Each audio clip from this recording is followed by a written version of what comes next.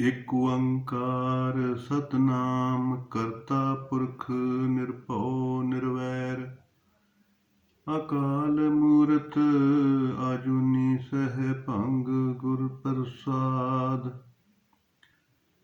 जप आद सच जुगाद सच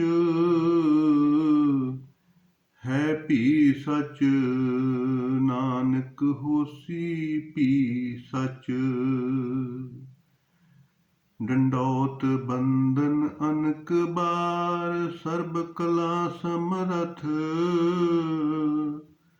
डोलन ते राखो प्रभु नानक दे कर हथ।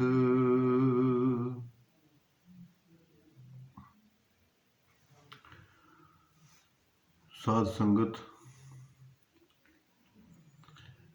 परमेश्वर परमात्मा जी ने ਮਨੁੱਖਾ ਦੇ ਹੀ ਦਿੱਤੀ ਆ ਕਿ ਭਈ ਪ੍ਰਾਪਤ ਮਾਨੁਖ ਦੇ ਹੁਰੀਆ ਗੋਬਿੰਦ ਮਿਲਣ ਕੀ ਇਹ ਤੇਰੀ ਬਰੀਆ। ਉਸ ਪਰਮਾਤਮਾ ਨੂੰ ਪ੍ਰਾਪਤ ਕਰਨਾ ਇਹ ਮਨੁੱਖਾ ਦੇਹੀ ਦਾ ਕੰਪਲਸਰੀ ਲਕਸ਼ ਆ। ਤੋ ਇਸ ਕਰਕੇ ਮਹਾਰਾਜ ਕਹਿੰਦੇ ਨੇ ਕਿ ਭਾਈ ਅੰਮ੍ਰਿਤ ਵੇਲਾ ਸਚ ਨਾਉ ਵਡਿਆਈ ਵਿਚਾਰ। ਸਾਧ ਸੰਗਤ, ਵੈਸੇ ਅੰਮ੍ਰਿਤ ਵੇਲਾ ਹੁੰਦਾ ਕੋਈ ਨਹੀਂ ਗਾ, ਇਹ ਮ੍ਰਿਤੂ ਵੇਲਾ ਹੁੰਦਾ। ਪਰ ਜਿਹੜਾ ਇਸ ਵੇਲੇ ਦਾ ਸਦਉਪਯੋਗ ਕਰਦਾ ਉਹਦੇ ਵਾਸਤੇ ਇਹ ਅੰਮ੍ਰਿਤ ਬਣਦਾ, ਤੇ ਜਿਹੜਾ ਇਹਦਾ ਦੁਰਉਪਯੋਗ ਕਰਦਾ ਉਹਦੇ ਵਾਸਤੇ ਮ੍ਰਿਤੂ ਬਣਦਾ, ਬਿਖ ਬਣਦਾ, ਹਾਨੀ ਕਰਦਾ। ਤੋ ਇਸ ਕਰਕੇ ਸੂਰਜ ਚੜ੍ਹਨ ਤੋਂ ਪਹਿਲੋਂ ਬਿਸਤਰਾ ਛੱਡ ਦੇਣਾ ਚਾਹੀਦਾ ਤੇ ਆਪਣੀ ਕਿਰਿਆ ਨੂੰ ਸੋਧ ਕੇ ਇਸ਼ਨਾਨ ਕਰਕੇ ਪਰਮਾਤਮਾ ਦਾ ਸਿਮਰਨ ਕਰਨਾ ਚਾਹੀਦਾ।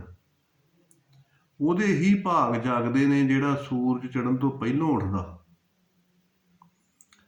ਤੋ ਇਸੇ ਕਰਕੇ ਹੀ ਸਰੀਰ ਦੇ ਵਿੱਚ ਪਰਮੇਸ਼ਰ ਪਰਮਾਤਮਾ ਜੀ ਨੇ ਕਮਜ਼ੋਰ ਕੀਤਾ ਹੋਇਆ, ਭਾਵਾਂ ਕਿ ਦੇਹੀ ਜਿਹੜੀ ਮਨੁੱਖਾ ਦੇਹੀ ਆ ਸਰਬ ਸ੍ਰੇਸ਼ਟ ਮੰਨੀ ਜਾਂਦੀ ਹੈ ਕਿ ਮਾਨਸ ਜਨਮ ਦੁਰਲੱਭ ਹੈ।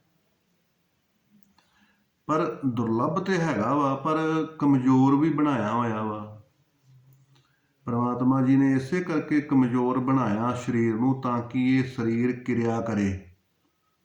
ਇਹ ਪਸ਼ੂਆਂ ਵਾਂਗੂ ਬੈਠ ਕੇ ਗਾਲੀ ਨਾ ਕਰਦਾ ਰਹੇ। ਇਸੇ ਕਰਕੇ ਇਹਨੂੰ ਪੁਰਸ਼ ਕਹਿੰਦੇ ਆ। ਪੁਰਸ਼ ਦਾ ਮਤਲਬ ਹੀ ਪੁਰਸ਼ਾਰਥ ਤੋਂ ਹੁੰਦਾ, ਪੁਰਸ਼ਾਰਥ ਤੋਂ। ਤੋ ਪਰਮਾਤਮਾ ਨੇ ਆਪਣੀ ਸ੍ਰਿਸ਼ਟੀ ਚਲਾਉਣ ਵਾਸਤੇ ਮਨੁੱਖ ਨੂੰ ਸਭ ਤੋਂ ਨੇੜੇ ਦਾ ਸਥਾਪਿਤ ਕੀਤਾ ਤੇ ਕਮਜ਼ੋਰ ਇਸ ਕਰਕੇ ਕੀਤਾ ਕਿ ਤਾਂ ਕਿ ਇਹ ਪੁਰਸ਼ਾਰਥ ਕਰਦਾ ਰਹੇ, ਸ੍ਰਿਸ਼ਟੀ ਦਾ ਅੱਗੇ ਵਧਾਉਣ ਵਾਸਤੇ ਸਹਾਇਤਾ ਕਰਦਾ ਰਹੇ। ਤੋ ਇਸੇ ਕਰਕੇ ਹੀ ਮਹਾਰਾਜ ਪਰਮਾਤਮਾ ਜੀ ਕਹਿੰਦੇ ਨੇ ਕਿ ਜਿਹੜੀਆਂ ਬਿਮਾਰੀਆਂ ਹੁੰਦੀਆਂ ਵਾਤ ਪਿੱਤ ਕਫ, ਉਹਨਾਂ ਦੇ ਹਮਲੇ ਵੀ ਵੱਖਰੇ ਵੱਖਰੇ ਸਮੇਂ 'ਤੇ ਹੁੰਦੇ ਆ। ਜਿਵੇਂ ਸਾਰੀ ਦਿਹਾੜੀ ਮਨੁੱਖ ਠੀਕ ਰਹਿੰਦਾ ਤੇ ਜਿਉਂ ਸ਼ਾਮ ਪੈਂਦੀ ਆ ਤੇ ਦਰਦਾਂ ਸ਼ੁਰੂ ਹੋ ਜਾਂਦੀਆਂ। ਕਿਉਂ ਦਰਦਾਂ ਸ਼ੁਰੂ ਹੋ ਜਾਂਦੀਆਂ ਸ਼ਾਮ ਨੂੰ? ਕਿਉਂਕਿ ਸ਼ਾਮ ਨੂੰ ਵਾਯੂ ਰੋਗ ਦਾ ਹਮਲਾ ਹੁੰਦਾ 10 ਵਜੇ ਤੱਕ, ਤੇ 10 ਤੋਂ 12 ਵਜੇ ਤੱਕ ਕਫ ਦਾ ਹਮਲਾ ਹੁੰਦਾ ਰਾਤ ਨੂੰ। ਤਾਂ ਜਿਹਨੂੰ ਖੰਘ ਆਉਂਦੀ ਉਹਨੂੰ ਜ਼ਿਆਦਾ ਖੰਘ ਵੱਧ ਜਾਂਦੀ ਹੈ, ਰੇਸ਼ੇ ਵਾਲੇ ਨੂੰ ਰੇਸ਼ਾ ਜ਼ਿਆਦਾ ਵੱਧ ਜਾਂਦਾ 2 ਵਜੇ ਤੱਕ, ਤੇ 2 ਤੋਂ ਲੈ ਕੇ 6 ਵਜੇ ਤੱਕ ਸਵੇਰੇ ਪਿੱਤ ਦਾ ਹਮਲਾ ਹੁੰਦਾ। ਤੇ ਪਿੱਤ ਦੇ ਹਮਲੇ ਦੇ ਵਿੱਚ ਇਨਫੈਕਸ਼ਨ ਵੱਧ ਜਾਂਦੀ ਹੈ। ਤਾਂ ਹੀ ਬਹੁਤੀ ਵਾਰੀ ਸੁਣਿਆ ਕਿ ਰਾਤ ਨੂੰ ਚੰਗਾ ਭਲਾ ਸੁੱਤਾ ਪਿਆ ਸੀਗਾ ਤੇ ਸਵੇਰੇ ਉੱਠਿਆ ਹੀ ਨਹੀਂ। ਕਿਉਂ ਨਹੀਂ ਉੱਠਿਆ? ਕਿਉਂਕਿ ਅੰਮ੍ਰਿਤ ਵੇਲੇ ਜੇਕਰ ਉਹ ਉੱਠ ਜਾਂਦਾ ਤੇ ਫਿਰ ਉਹ ਉੱਠਦਾ ਹੀ ਰਹਿਣਾ ਸੀਗਾ। ਅੰਮ੍ਰਿਤ ਵੇਲੇ ਉੱਠਿਆ ਨਹੀਂ, ਗਰਮੀ ਵੱਧ ਗਈ, ਇਨਫੈਕਸ਼ਨ ਵੱਧ ਗਈ, ਪਿੱਤ ਵੱਧ ਗਈ ਤੇ ਨੁਕਸਾਨ ਹੋ ਗਿਆ। ਸੋ ਇਸ ਕਰਕੇ ਸਰੀਰਕ ਤੰਦਰੁਸਤੀ ਵਾਸਤੇ ਭਾਈ ਤੜਕੇ ਉੱਠ ਕੇ ਆਪਣੀ ਸਰੀਰ ਦੀ ਸਾਰੇ ਅੰਗਾਂ ਦੀ ਜਿਹੜੀ ਨੌਂ ਦੁਆਰੇ ਨੇ ਉਹਨਾਂ ਦੀ ਉਗਲੀ ਹੋਈ ਮੈਲ ਆ ਉਹਨੂੰ ਸਾਫ਼ ਕਰਨਾ, ਸ਼ੁੱਧ ਕਰਨਾ ਸਰੀਰ ਨੂੰ। ਤੇ ਤਾਂ ਹੀ ਜੇ ਸਰੀਰ ਸ਼ੁੱਧ ਹੋਵੇਗਾ ਤੇ ਤਾਂ ਹੀ ਵਿਚਾਰ ਸ਼ੁੱਧ ਹੋਣਗੇ। ਜੇ ਵਿਚਾਰ ਸ਼ੁੱਧ ਹੋਣਗੇ ਤੇ ਤਾਂ ਹੀ ਭਾਈ ਵਿਵਹਾਰ ਸ਼ੁੱਧ ਹੁੰਦਾ। ਤੋ ਇਸੇ ਕਰਕੇ ਹੀ ਮਹਾਰਾਜ ਜੀ ਕਹਿੰਦੇ ਨੇ ਕਿ ਭਾਈ ਇਹ ਸਰੀਰ ਦੇ ਵਾਸਤੇ ਬਹੁਤ ਲਾਭਦਾਇਕ ਆ ਤੇ ਹਰੇਕ ਹੀ ਵਸਤੂ ਦਾ ਮੰਗਲਾਚਰਨ ਕੀਤਾ ਜਾਂਦਾ, ਪ੍ਰਮਾਤਮਾ ਦਾ ਧੰਨਵਾਦ ਕੀਤਾ ਜਾਂਦਾ ਸ਼ੁਰੂਆਤ ਵਿੱਚ। ਤੇ ਜੇਕਰ ਅੰਮ੍ਰਿਤ ਵੇਲੇ ਪ੍ਰਮਾਤਮਾ ਨੂੰ ਯਾਦ ਕਰ ਲਿਆ ਜਾਵੇ, ਉਹਦਾ ਮੰਗਲ ਚਰਨ ਕਰ ਲਿਆ ਜਾਵੇ, ਤੇ ਫਿਰ ਸਾਰਾ ਦਿਨ ਜਿਹੜਾ ਹੈਗਾ ਨਾ ਉਹ ਬੜਾ ਪ੍ਰਸੰਨਤਾ ਦੇ ਨਾਲ ਨਿਕਲਦਾ। ਸਾਰੇ ਕੰਮ ਹੀ ਸਹਿਜ ਸੁਭਾਅ ਹੀ ਹੋ ਜਾਂਦੇ ਨੇ। ਤੂੰ ਉਦਮ ਕਰਿੰਦਿਆਂ ਜੀਵ ਤੂੰ ਕਮਾਵੰਦਿਆਂ ਸੁਖ ਪੁੰਚ। ਤੋ ਭਾਈ ਅੰਮ੍ਰਿਤ ਵੇਲੇ ਕੋਈ ਕੰਮ ਨਹੀਂ ਹੁੰਦਾ, ਨਾ ਖਾਣਾ ਨਾ ਸੌਣਾ ਨਾ ਚੁਗਲੀ, ਕੋਈ ਬਹਾਨਾ ਨਹੀਂ। ਤੋ ਇਸ ਕਰਕੇ ਸਾਰੇ ਸਰੀਰ ਨੂੰ ਸ਼ੁੱਧ ਕਰੋ ਤੇ ਪਰਮਾਤਮਾ ਦਾ ਸਿਮਰਨ ਕਰੋ। ਸੱਚ ਨਾਉ ਇਸ਼ਨਾਨ ਕਰਨ ਤੋਂ ਬਾਅਦ ਥੋੜ੍ਹਾ ਸਿਮਰਨ ਕਰੋ, ਪਰਮਾਤਮਾ ਦਾ ਧੰਨਵਾਦ ਕਰੋ। ਤੋ ਮਹਾਰਾਜ ਕਹਿੰਦੇ ਨੇ ਕਿ ਵਡਿਆਈ ਵਿਚਾਰ, ਵਡਿਆਈ ਜਿਹੜੇ ਪਰਮਾਤਮਾ ਦੇ ਵੱਡੇ ਗੁਣ ਨੇ, ਦਇਆ, ਸੰਤੋਖ, ਧੀਰਜ, ਖਿਮਾ, ਨਿਮਰਤਾ, ਇਹ ਜਿਹੜੇ ਨੇ ਇਹ ਜੀਵ ਆਤਮਾ ਦਾ ਭੋਜਨ ਆ, ਇਹ ਜੀਵ ਆਤਮਾ ਦੀ ਖੁਰਾਕ ਆ। ਤੇ ਜੇਕਰ ਇਹ ਰੋਜ਼ ਹੀ ਗੁਣਾਂ ਦੀ, ਵੱਡੇ ਗੁਣਾਂ ਦੀ ਵਿਚਾਰ ਜਿਹੜੀ ਹੈਗੀ ਆ ਉਹ ਜੀਵ ਆਤਮਾ ਨੂੰ ਸੁਣਾਈ ਜਾਏਗੀ ਤੇ ਜੀਵ ਆਤਮਾ ਨੂੰ ਵੀ ਤਾਕਤ ਮਿਲੇਗੀ, ਉਹਨੂੰ ਵੀ ਤਾਂ ਸੁਣਾਉਣੀ ਪੈਂਦੀ ਹੈ। ਇਸੇ ਕਰਕੇ ਹੀ ਮਹਾਰਾਜ ਕਹਿੰਦੇ ਨੇ ਕਿ ਭਾਈ ਜੀਵ ਆਤਮਾ ਵਿੱਚ ਦਇਆ, ਸੰਤੋਖ, ਧੀਰਜ, ਅਡੋਲਤਾ ਆ ਜਾਊਗੀ ਤੇ ਉਹ ਫਿਰ ਅਮੀਰ ਹੋ ਜਾਏਗੀ। ਇਸੇ ਨੂੰ ਹੀ ਗੁਰੂ ਨਾਨਕ ਦੇਵ ਜੀ ਨੇ ਆਖਿਆ ਸੀ ਕਿ ਮੱਤ ਵਿੱਚ ਰਤਨ ਜਵਾਹਰ ਮਾਣਿਕ, ਇਸੇ ਨੂੰ ਨਾਮ ਧਨ ਕਹਿੰਦੇ ਆ। ਤੋ ਜੇਕਰ ਇਹ ਨਹੀਂ ਹੈਗੇ ਤੇ ਫਿਰ ਮਨੁੱਖ ਲਾਲਚੀ ਹੋ ਜਾਂਦਾ, ਤਮੋ ਗੁਣੀ ਹੋ ਜਾਂਦਾ, ਰਜੋ ਗੁਣੀ ਹੋ ਜਾਂਦਾ ਤੇ ਪਾਪਾਂ ਬਾਝੋਂ ਹੋਵੇ ਨਾਈ, ਮੋਇਆ ਸਾਥ ਨਾ ਜਾਈ। ਪਾਪਾਂ ਤੋਂ ਬਗੈਰ, ਕਪਟ ਤੋਂ ਬਗੈਰ, ਈਰਖਾ ਤੋਂ ਬਗੈਰ, ਦਵੇਸ਼ ਤੋਂ ਬਗੈਰ ਇਹ ਪ੍ਰਾਪਤ ਨਹੀਂ ਹੁੰਦੀ। ਤੋ ਇਸ ਕਰਕੇ ਮਹਾਰਾਜ ਕਹਿੰਦੇ ਨੇ ਕਿ ਜਿਹੜੇ ਸਾਡੇ ਪੁਰਾਣੇ ਬਜ਼ੁਰਗ ਸੀ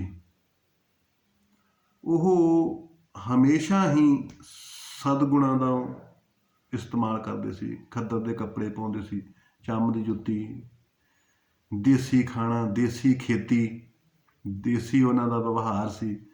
ਕੋਈ ਕਿਸੇ ਪ੍ਰਕਾਰ ਦਾ ਉਹਨਾਂ ਦਾ ਵਿਖਾਵਾ ਨਹੀਂ ਸੀਗਾ, ਉਹ ਸੁਖੀ ਸੀਗੇ।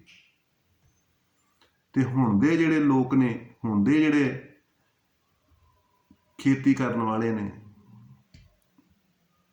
ਉਹ ਆਪਣੇ ਪੁਰਾਣੇ ਜਿਹੜੇ ਬਜ਼ੁਰਗ ਸੀ, ਪੂਰਵਜ ਸੀ, ਉਹਨਾਂ ਦੀ ਖੇਤੀ ਛੱਡ ਗਏ ਨੇ। ਤਾਂ ਮਹਾਰਾਜ ਕਹਿੰਦੇ ਨੇ ਕਿ ਕਿਰਤ ਕਰਮ ਕੇ ਵਿਛੜੇ ਕਰ ਕਿਰਪਾ ਮੇਲੋ ਰਾਮ, ਕਿ ਮਨੁੱਖ ਦੀ ਕਿਰਤ ਜਿਹੜੀ ਹੈਗੀ ਨਾ ਉਹ ਮੈਲੀ ਹੋ ਗਈ ਆ। ਲਾਭ ਵਾਸਤੇ, ਲਾਲਚ ਵਾਸਤੇ ਜ਼ਿਆਦਾ ਸਪਰੇਆਂ, ਖਾਦਾਂ, ਹੁਣ ਦੇਸੀ ਕੋਈ ਚੀਜ਼ ਨਹੀਂ ਰਹਿ ਗਈ, ਨਾ ਦੇਸੀ ਮੱਕੀ ਰਹਿ ਗਈ। ਦੇਸੀ ਮੱਕੀ ਦੀ ਥਾਂ 'ਤੇ ਮੱਕਾ ਆ ਗਿਆ ਤੇ ਉਹਦਾ ਬਣਦਾ ਕੀ ਹੈ?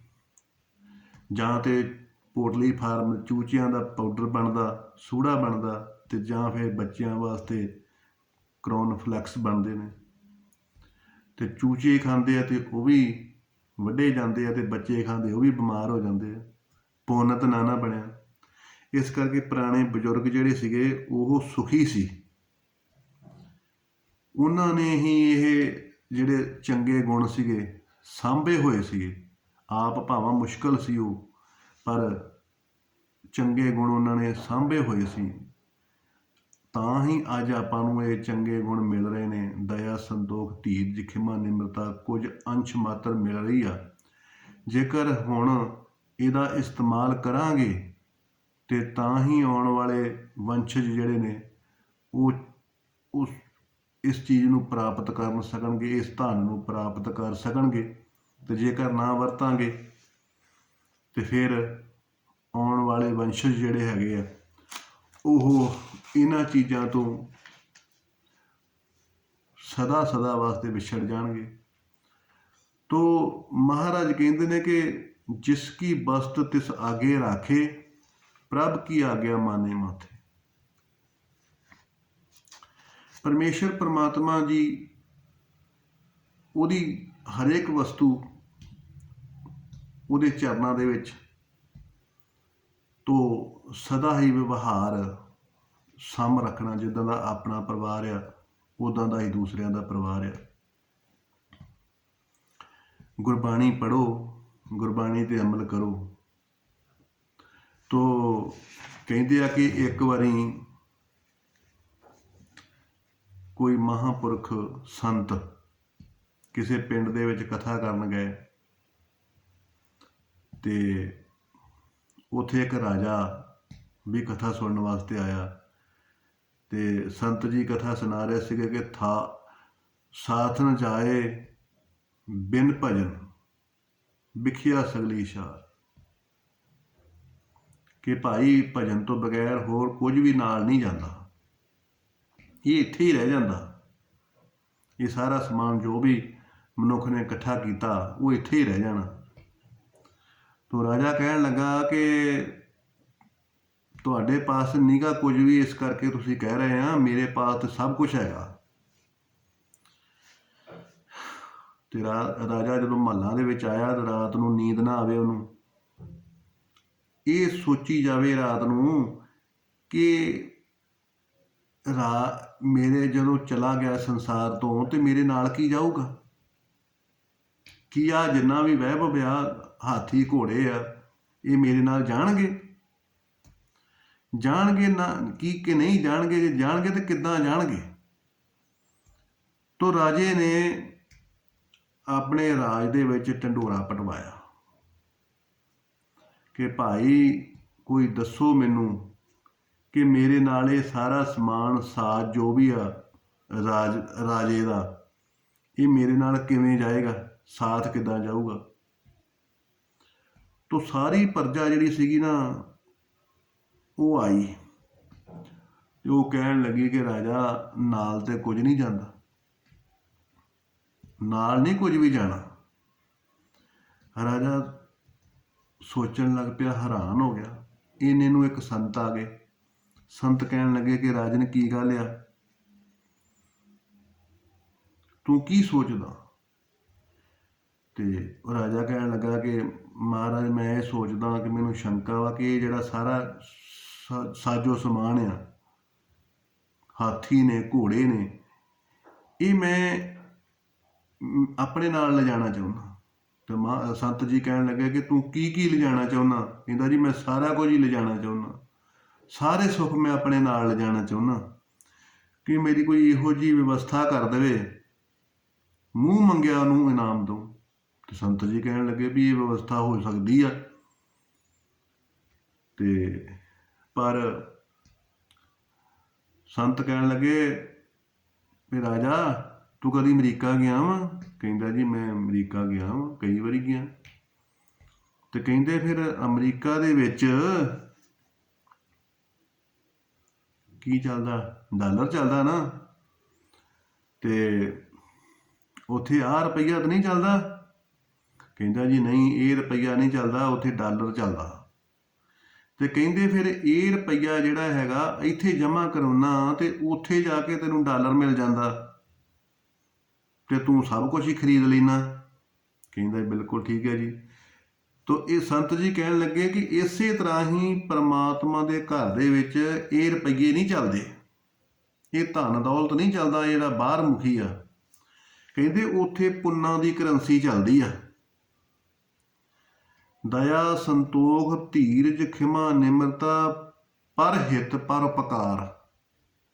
ਕਹਿੰਦੇ ਇਹ ਜਿਹੜੇ ਪੁੰਨ ਨੇ ਨਾ ਇਹਨਾਂ ਦੀ ਕਰੰਸੀ ਚੱਲਦੀ ਆ। ਤੇ ਰਾਜਾ ਤੂੰ ਆਪਣੇ ਹੱਥਾਂ ਦੇ ਨਾਲ ਸੇਵਾ ਕਰ, ਪੁੰਨ ਕਮਾ, ਚੰਗੇ ਕੰਮਾਂ ਤੇ ਧਨ ਲਾ, ਤੇ ਇਹ ਪੁੰਨਾਂ ਦੀ ਕਰੰਸੀ ਜਿਹੜੀ ਹੈਗੀ ਆ ਉਹ ਪ੍ਰਮਾਤਮਾ ਦੇ ਘਰ ਤੇਰੀ ਸਹਾਇਤਾ ਕਰੇਗੀ। ਉੱਥੇ ਤੈਨੂੰ ਸਾਰੇ ਸੁੱਖ ਪ੍ਰਾਪਤ ਹੋਣਗੇ ਤੇ ਇੱਥੇ ਵੀ ਤੇਰਾ ਘਰ ਜਿਹੜਾ ਹੈਗਾ ਸਵਰਗਮਈ ਹੋ ਜਾਏਗਾ। ਤੇ ਜਦੋਂ ਤੂੰ ਪਰਲੋਕ ਜਾਏਗਾ ਤੇ ਉੱਥੇ ਵੀ ਸੁਹੇਲਾ ਹੋ ਜਾਏਗਾ। ਲੋਕ ਵੀ ਸੁਖੀ ਹੋ ਜੂ ਤੇ ਪਰਲੋਕ ਵੀ ਸੁਹੇਲਾ ਹੋ ਜੂ। ਸਾਰੇ ਸੁੱਖ ਤੈਨੂੰ ਪ੍ਰਾਪਤ ਹੋਣਗੇ। ਤੋ ਰਾਜਾ ਜਿਹੜਾ ਸੀਗਾ ਉਹਦੀਆਂ ਅੱਖਾਂ ਖੁੱਲ ਗਈਆਂ। ਤੋ ਸੰਤਾਂ ਦੇ ਚਰਨਾਂ ਤੇ ਢਹਿ ਪਿਆ ਤੇ ਅੱਗੇ ਤੋਂ ਉਹ ਧਰਮੀ ਬਣ ਗਿਆ। ਉਹ ਪਰਜਾ ਦੇ ਵਾਸਤੇ ਉਹ ਦੇਵਤਾ ਬਣ ਗਿਆ। ਸਾਰੇ ਉਹਨੇ ਆਪਣੇ ਖਜ਼ਾਨੇ ਜਿਹੜੇ ਖੋਲ੍ਹ ਦਿੱਤੇ ਗਰੀਬਾਂ ਦੇ ਵਾਸਤੇ ਤੇ ਨਾਮ ਜਪ ਕੇ ਸੇਵਾ ਕਰਕੇ ਪਰਮ ਗਤੀ ਨੂੰ ਪ੍ਰਾਪਤ ਹੋਇਆ। ਤੋ ਇਸ ਕਰਕੇ ਸਾਧ ਸੰਗਤ ਪਰਮੇਸ਼ਰ ਪਰਮਾਤਮਾ ਜੀ ਇਹੋ ਹੀ ਉਪਦੇਸ਼ ਕਰਦੇ ਨੇ ਕਿ ਜਾਂ ਕੋ ਆਏ ਸੋਈ ਬਿਹਾਜੋ ਹਰ ਗੁਰ ਤੇ ਮਨਹਿ ਬਸੇਰਾ। ਨਿਜ ਘਰ ਮਹਲ ਪਾਵੋ ਸੁਖ ਸਹਿਜੇ ਬੌਰ ਨਾ ਹੋਇਗੋ ਫੇਰਾ। ਤੋ ਕਹਿੰਦੇ ਨੇ ਕਿ ਜਿਹੜਾ ਨਿਜ ਘਰ ਆ ਨਾ ਸਤਚਿਤ ਆਨੰਦ ਸਰੂਪ ਪਰਮਾਤਮਾ ਉਹਦੀ ਪ੍ਰਾਪਤੀ ਹੋ ਜਾਂਦੀ ਆ। ਉੱਥੇ ਜੀਵ ਆਤਮਾ ਨੂੰ ਰਹਿਣ ਵਾਸਤੇ ਟਿਕਾਣਾ ਮਿਲ ਜਾਂਦਾ। ਸਰੀਰ ਵਾਸਤੇ ਤੇ ਘਰ ਬਣਾਏ ਨੇ, ਮਹੱਲ ਬਣਾਏ ਨੇ, ਲੇਕਿਨ ਇਹ ਜਿਹੜੀ ਜੀਵ ਆਤਮਾ ਹੈ ਨਾ ਇਹ ਭਟਕਦੀ ਫਿਰਦੀ ਆ। ਇਹਦੇ ਵਾਸਤੇ ਕੋਈ ਮਹੱਲ ਨਹੀਂ ਬਣਾਇਆ। ਉਹਦੇ ਵਾਸਤੇ ਮਹੱਲ ਹੈਗਾ ਵਾ ਬ੍ਰਹਮ ਗਿਆਨ, ਪਰਮਾਤਮਾ ਦੀ ਪ੍ਰਾਪਤੀ। ਨਿਜ ਘਰ ਮਹਲ ਪਾਵੋ ਸੁਖ ਸਹਿਜ। ਉੱਥੇ ਫਿਰ ਇਹ ਜੀਵ ਆਤਮਾ ਸਹਿਜ ਸੁਖ ਪ੍ਰਾਪਤ ਕਰਦੀ ਆ। ਤੋ ਜਦੋਂ ਸੇਵਾ ਕਰੇਗਾ, ਨਾਮ ਜਪੇਗਾ, ਕਰਮ ਕਾਂਡ ਕਰੇਗਾ, ਉਪਾਸਨਾ ਕਾਂਡ ਕਰੂਗਾ, ਗਿਆਨ ਕਾਂਡ ਕਰੂਗਾ ਤੇ ਫਿਰ ਪਰਮਾਤਮਾ ਦੀ ਪ੍ਰਾਪਤੀ ਹੋਵੇਗੀ। तो फिर महाराज जी कहते हैं कि सूरज किरण मिली जल का जल हुआ राम, ज्योति जोत रली संपूर्ण थिया काम। भाई ਇਹਦੀ ਫਿਰ ਜੀਵ ਆਤਮਾ ਪਰਮਾਤਮਾ ਦੇ ਵਿੱਚ ਇਵੇਂ ਸੁੱਖ ਲਵੇਗੀ ਜਿਵੇਂ ਬੂੰਦ ਜਿਹੜੀ ਹੈ ਨਾ ਉਹ ਸਮੁੰਦਰ ਦੇ ਵਿੱਚ ਸੁੱਖ ਲੈਂਦੀ ਆ। ਅਗਨੀ ਦੀ ਚੰਗਿਆੜੀ ਸੂਰਜ ਵਿੱਚ ਸੁੱਖ ਲੈਂਦੀ ਆ। ਮਿੱਟੀ ਦੀ ਧੂੜ ਉੱਡਦੀ ਹੋਈ ਤੋਂ ਧਰਤੀ ਦੇ ਉੱਤੇ ਟਿਕਦੀ ਆ, ਉਦੋਂ ਫਿਰ ਉਹ ਧੂੜ ਸੁੱਖ ਲੈਂਦੀ ਆ। ਇਸੇ ਤਰ੍ਹਾਂ ਹੀ ਇਹ ਭਟਕਦੀ ਹੋਈ ਜੀਵ ਆਤਮਾ ਜਦੋਂ ਇਹਨੂੰ ਮਨ ਤੋਂ ਜੋਤ ਸਰੂਪ ਹੈ ਆਪਣਾ ਮੂਲ ਪਛਾਣ, ਜਦੋਂ ਇਹਨੂੰ ਆਪਣਾ ਮੂਲ ਸਰੂਪ ਪਰਮਾਤਮਾ ਦਾ ਸਤਚਿਤ ਆਨੰਦ ਸਰੂਪ ਪ੍ਰਾਪਤ ਹੋ ਜਾਂਦਾ ਤੇ ਉਦੋਂ ਸਦਾ ਵਾਸਤੇ ਇਹ ਜੀਵ ਆਤਮਾ ਟਿਕ ਜਾਂਦੀ ਆ, ਸਹਿਜ ਸੁੱਖ ਵਿੱਚ ਪ੍ਰਾਪਤ ਹੋ ਜਾਂਦੀ ਆ। ਤੋ ਇਹੋ ਹੀ ਪ੍ਰਾਪਤ ਕਰਨ ਵਾਸਤੇ ਇਹ ਮਨੁੱਖਾ ਦੇਹੀ ਪ੍ਰਾਪਤ ਹੋਈ ਆ। ਤੇ ਭਾਈ ਇਹੋ ਹੀ ਤੇਰਾ ਅਵਸਰ, ਇਹੋ ਹੀ ਤੇਰੀ ਬਾਰ, ਘਟ ਪੀਤਰ ਤੂੰ ਦੇਖ ਵਿਚਾਰ। ਕਹਿਤ ਕਬੀਰ ਜੀਤ ਕੀ ਹਾਰ, ਬਹੁਤ ਜਿੱਦ ਕਰੇ ਪੁਕਾਰ ਪੁਕਾਰ। ਭਾਈ ਮਹਾਰਾਜ ਦੀ ਬਾਣੀ ਪੁਕਾਰ ਪੁਕਾਰ ਕੇ ਕਹਿ ਰਹੀ ਆ ਕਿ ਅਵਸਰ ਬਿਰਥਾ ਨਾ ਜਾਵੇ। ਜਿਹੜਾ ਵੱਡਾ ਲਾਹਾ ਵਾਹਿਗੁਰੂ ਦੀ ਪ੍ਰਾਪਤੀ ਦਾ ਉਹ ਲੈਣਾ ਚਾਹੀਦਾ ਸਭ ਤੋਂ ਪਹਿਲੋਂ। ਤੋ ਸਾਧ ਸੰਗਤ ਵਾਹਿਗੁਰੂ ਪ੍ਰਮਾਤਮਾ ਜੀ ਦੀ ਦਇਆ ਕਰਕੇ ਪ੍ਰੇਮ ਨਾਲ ਸੁਣੋ ਤੇ ਹੋਰਨਾਂ ਨੂੰ ਸੁਣਾਵੋ, ਇਹਦੇ ਤੇ ਅਮਲ ਕਰੋ ਤੇ ਆਪਣਾ ਜੀਵਨ ਸਫਲਾ ਕਰੋ।